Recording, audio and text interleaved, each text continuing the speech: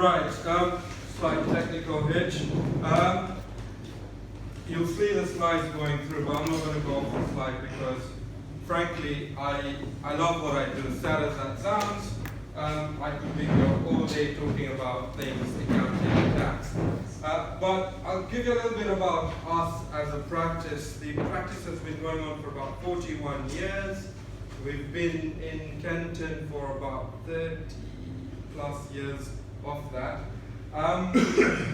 We deal with owner-managed businesses, that is sole traders, partnerships, limited companies, LLPs. We specialize in about 5 industries in the main. We look at the hospitality sector, so that's hotels and restaurants. We look after newsagents, corner shops. We look after some people in the media industry. So we've got a few high-profile individuals on our books that have done movies, etc. So we look after casting directors, production directors.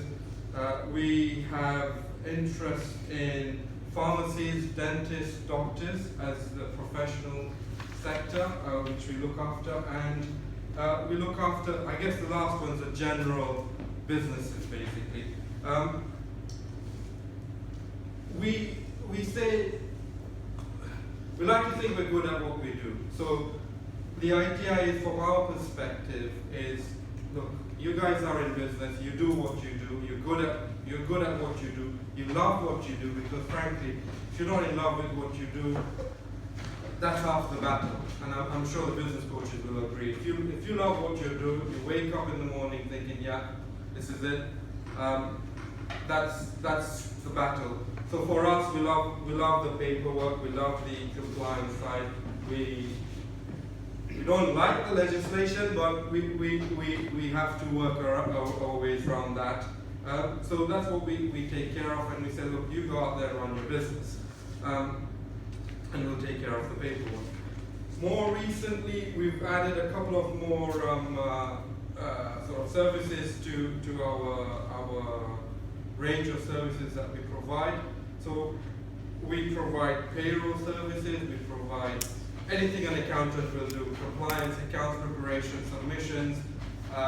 We talk to clients about tax bills and how to reduce them. We look at incorporation, which I'll touch on in a second.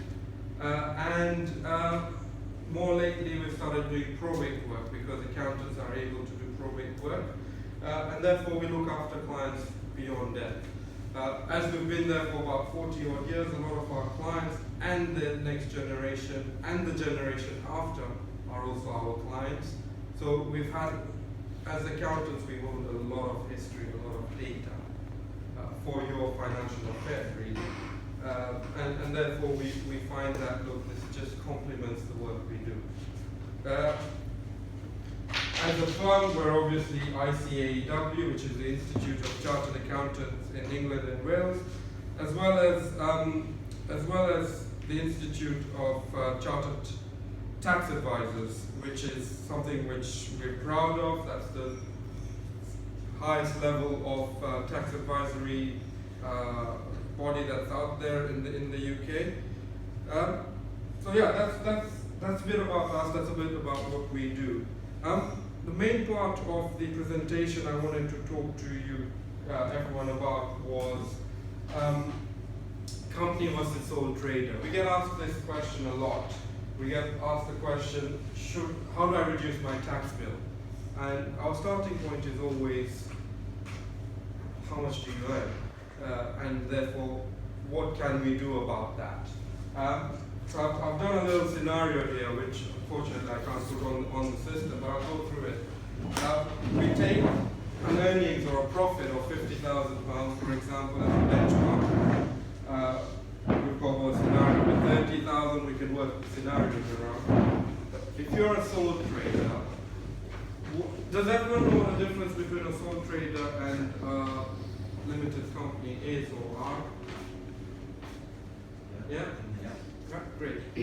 So apart from just giving you the tax advantages, there's obviously the advantages of limited liability, so your protection of your assets are basically what you've invested into the company, rather than your personal assets as well. So we start off by looking at what your earnings are and what, more importantly, your outgoings are, because we feel once we are in business, we're working. What is it we're working for? To enjoy the life. There's no point. We're strong believers. There's no point in earning all that money and then trying to save the tax, but not living a life that you want to live. So the first question is really, well, one of the first questions is, how much do you earn? What are your outgoings? And more importantly, where do you want to go? What's the next objective? What's the next plan? Now, it might be to retire early. It might be to invest in a property portfolio. It might be, a bit like myself, I want to work 3 hours a week. How can I get that position, into that position? 3 hours a day, sorry, but 3 hours a week, why not? Long-term gift, right? Long-term gift. So we sit down with you, we work around structures in terms of, you might say, well, property investment, yes. No, I want to continue working, but we'll work around that. But one of the most common things, or the easiest thing, again, going back to keeping it simple, is looking at sole trader versus limited company. With £50,000 and great tax planning, the bottom line you could end up saving is about £2,500 by just converting from a sole trader to a limited company with about a £50,000 net profit. Now those savings can get a lot higher if you start extracting less out. What we've assumed in our scenarios, and we can work scenarios out, is you're extracting every single penny that you've earned out of the business, and you're not looking at investments like pensions, things to reduce your tax burden. That's where we stand. That's where we as a practice feel that having conversations and not doing sort of, here's a product, take it or leave it, but working around your particular needs help, giving you that personalized touch, I suppose. So that's us in a nutshell.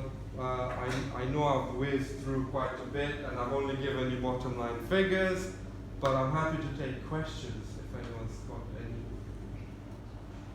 Have you figured out your 3 hour? I'm getting there. I'm genuinely getting there. And the first step to that is getting a PA.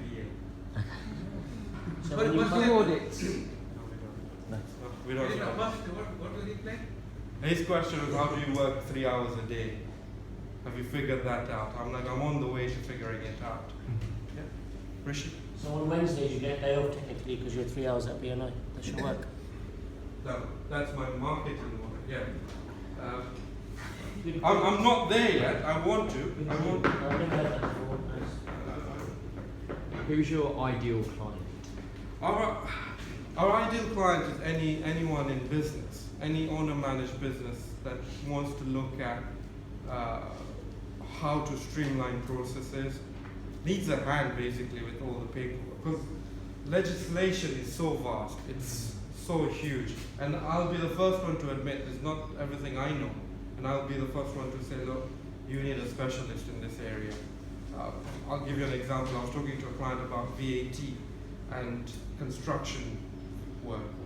There's a lot of small loopholes to get around to get to an answer, and I said, look, put my hands up. It's not something I do regularly, but I'll put you in touch with someone that does do that. With LLP and limited company, what is the difference in taxation? So LLP, you get taxed as if you're an individual.